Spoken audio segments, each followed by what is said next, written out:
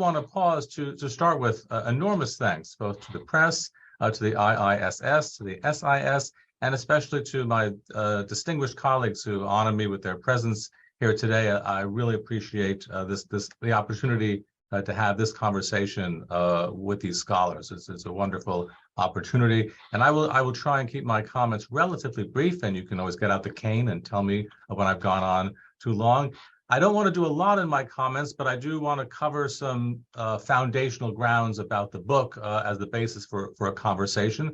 I want to talk a little bit about why I wrote the book, and in doing that, I want to focus on two of what I identify in the book as its two key intellectual adversaries, and why I find these adversaries, however prominent, to be fundamentally flawed in their approach. Then I want to take what I've just said and apply it to what should be of interest to all of us, contemporary U.S.-China relations. Again, looking at the two extremely influential approaches to international relations theory, and argue that these approaches have led us astray, that they're plainly wrong and misguided, and then add some insights into what I think a classical realist approach would have to say.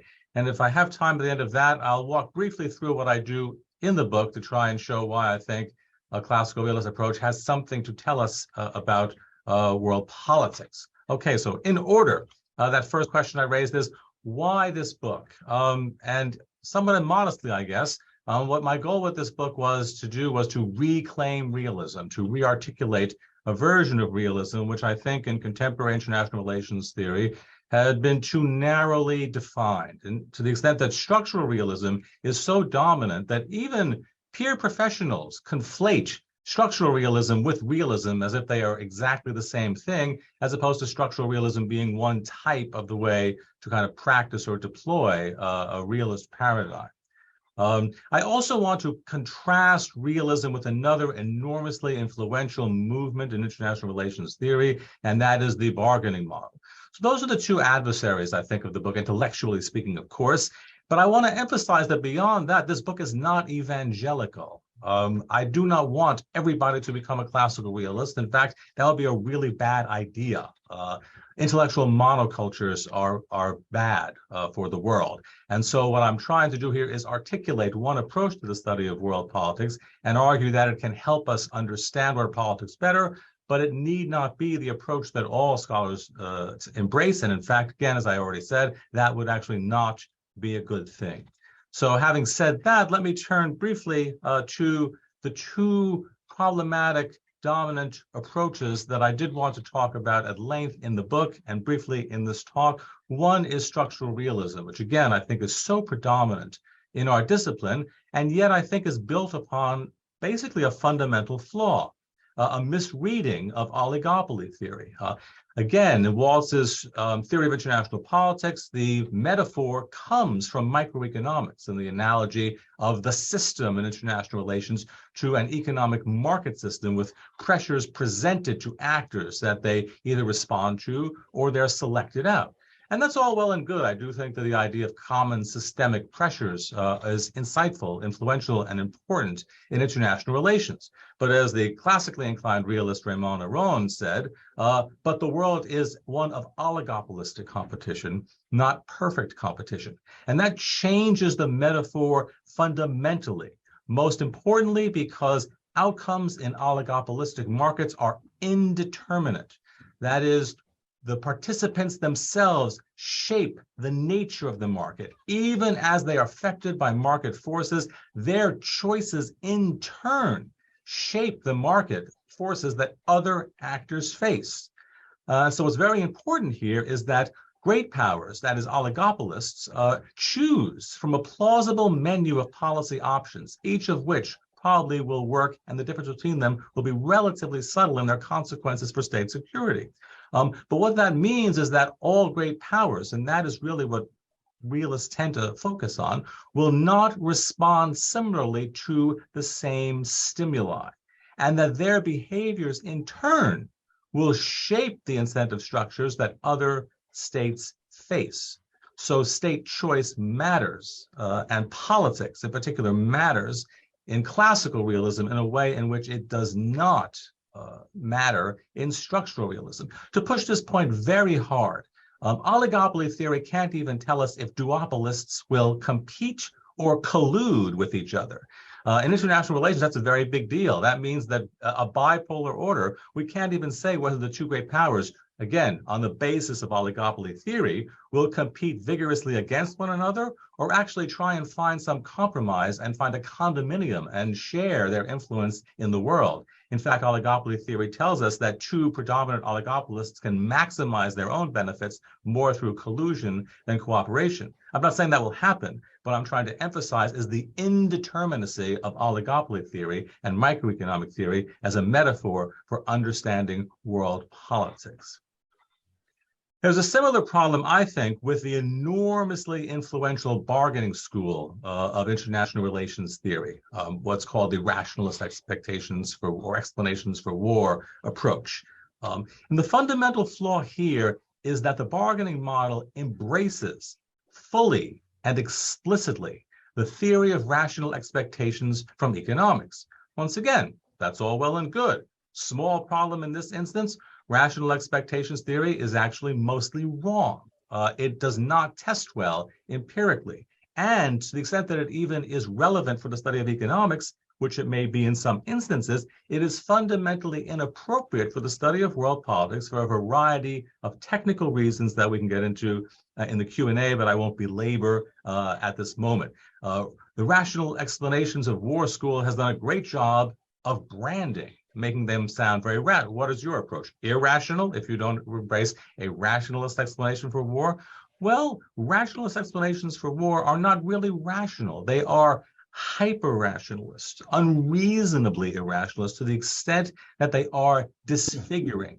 The core mistake there is the assumption that all actors in the system, policymakers, individuals, etc., must share the same essentially correct underlying theoretical model, even if it's an implicit model that is carrying around in their head, for the approach to function. The rational expectations theory is very explicit about this.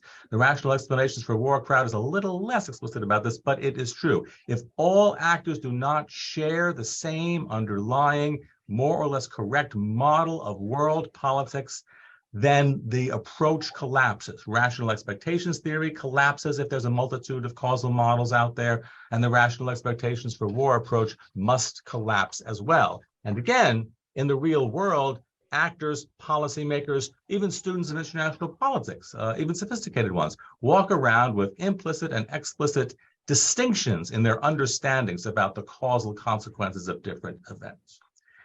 Because of this, and going back towards classical realism in contrast with structural realism, classical realism takes as a point of departure, as with structural realism, many of the tenets we associate with the school of thought of realism, concerns for anarchy, and an emphasis on the importance of the balance of power, the latent or current prospect for the possibility of armed conflict as a dispute resolution mechanism, but nevertheless, in contrast to structural realism, places an enormous emphasis on history, on content, and on purpose, because it views the world as oligopolistic, and therefore the choices made by great powers are consequential, and there are a range of plausible choices that great powers can make. So we live in a world of choice and contingency. Great powers make choices, those choices have consequences. And they don't have consequences simply to fill in the details of the story. Rather, they elicit reactions in turn that shape the international environment in which politics takes place. And that environment is not just anarchy. Yes, of course, classical realism thinks it's anarchy out there, as does structural realism, but it is also an environment of irreducible uncertainty. And this is a term that is often too easily used casually in conversations and even in IR theory. Many theories implicitly embrace a notion of risk rather than uncertainty.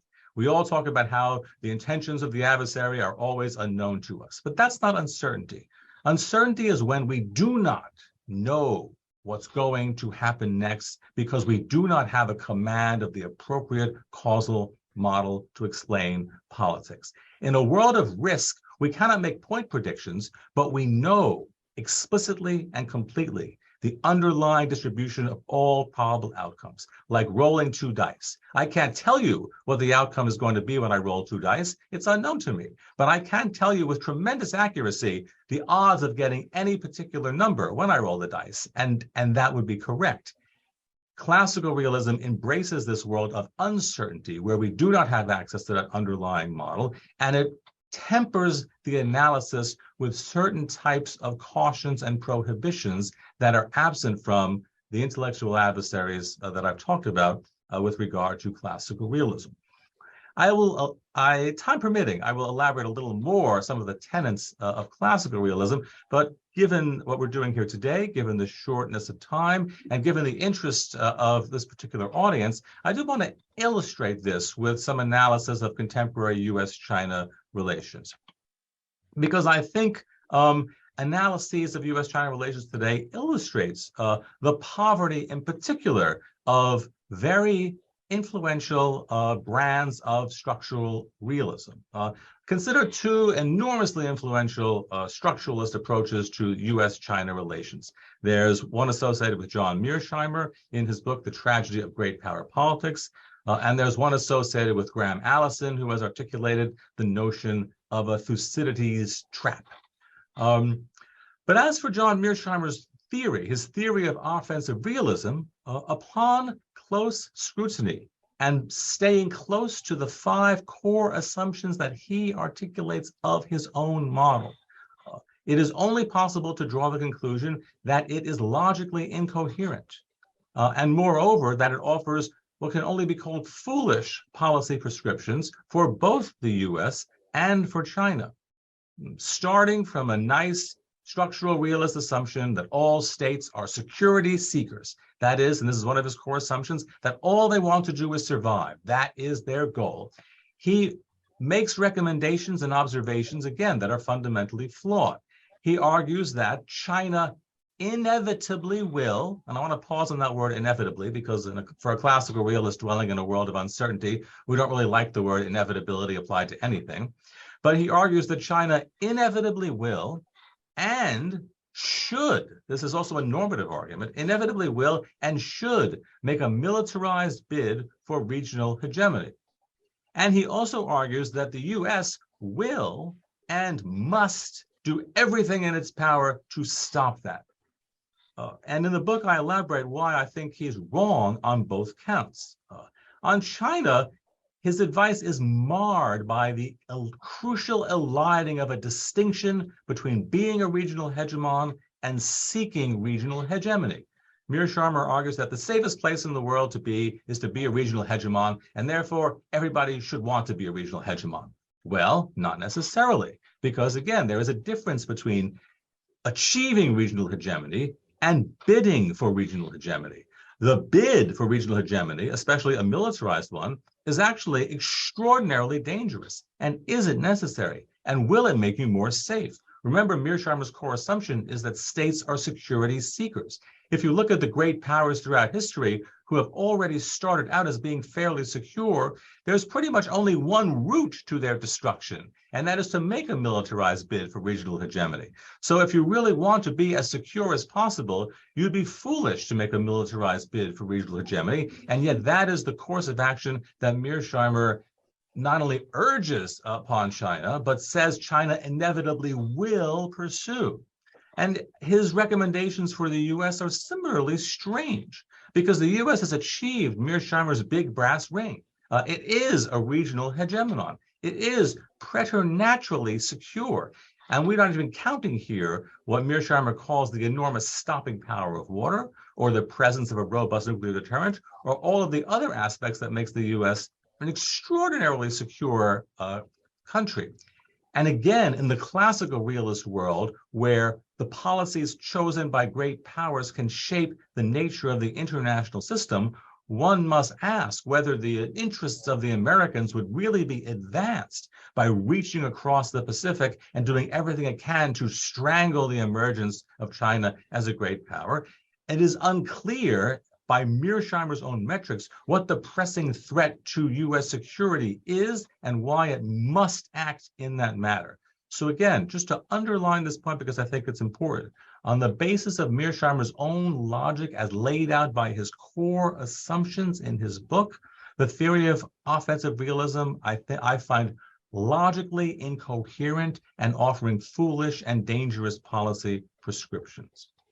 But let's turn to another very influential structural approach to looking at U.S.-China relations, and that is Graham Allison's Thucydides trap, or what I would say is his so-called Thucydides trap. Thucydides was certainly correctly quoted as saying that Sparta feared the rise of Athenian power, and that was a crucial cause of the Peloponnesian War. But that was not the Thucydides trap that Thucydides wanted his readers to learn.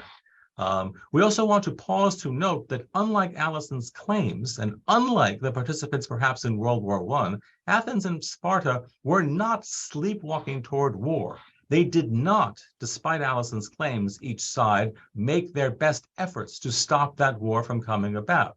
In fact, Thucydides' hero in the Peloponnesian War, Pericles, was actually something of a warmonger and gave a rousing speech to the public, and he brought the public around to his position that war was a necessity, even though most of the public did not think so before Pericles made his speech. And similarly, the Spartans subsequently regretted not following proper channels and pursuing legal remedies in the treaty of arbitration between Athens and Sparta to mediate the dispute between them. Neither side made their best effort for war. Both sides, in many ways, embraced the war, as did Thucydides. But there is a Thucydides trap, and it is relevant for contemporary U.S.-China relations, and it is the danger of great power hubris. Thucydides' great lesson in the Peloponnesian War is that Athens was not undone by starting the initial Peloponnesian War with Sparta. Athens was undone 17 years later by the folly of its bid to conquer Sicily. And that was rooted in Athenian hubris, not in sliding into some trap due to the fact that it was growing faster than Sparta in a way that made Sparta frightened.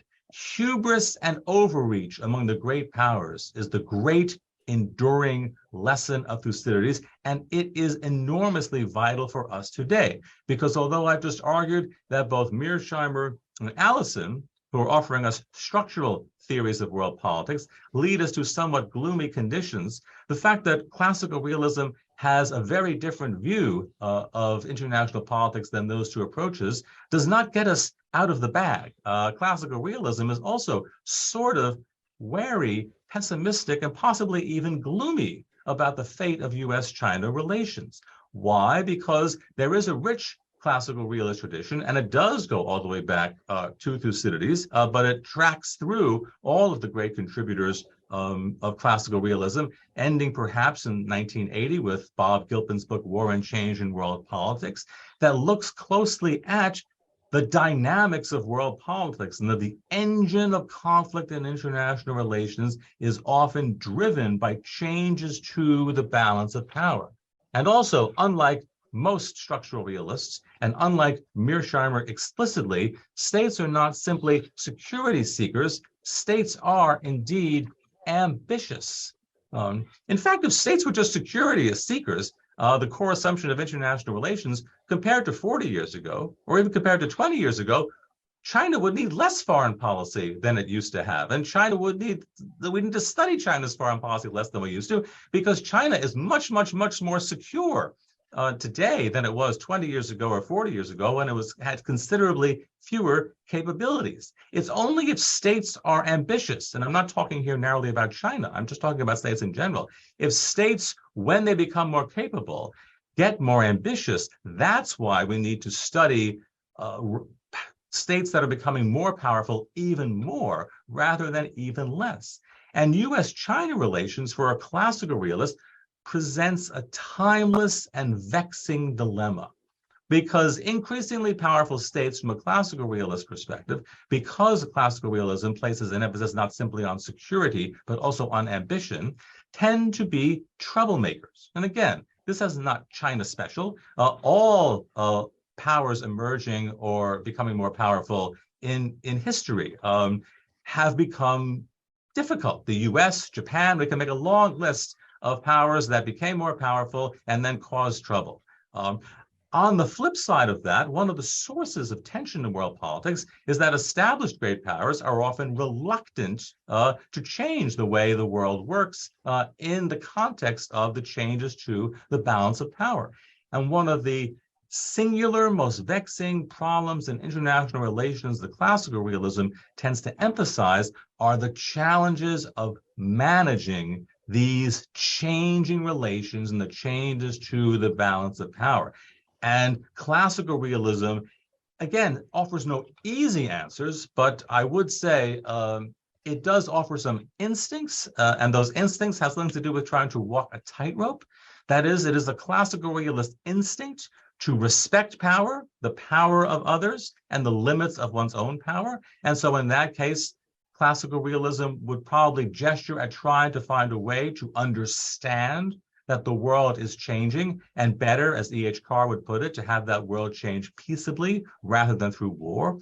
But at the same time, classical realists do tend to view the world as a dangerous place and view states as ambitious. And so as you're perhaps accommodating or recognizing the increasing power of others, there is a plausible fear of whetting the appetite of potential ambition in other states. And so you need to be cautious about doing that as well. My time is about to expire, so I'm not going to take a deeper dive into that. All I want to say is that classical realism has much to say, much vital to say about world politics and about US-China relationships. And the reason why we ought to take a closer look at it is because two of our predominant explanations for understanding US-China relations today, the theory of offensive realism and the notion of a Thucydides trap, are, to be blunt, analytically vacant and wrong. And so I would urge us to try and find other ways of understanding how the world works.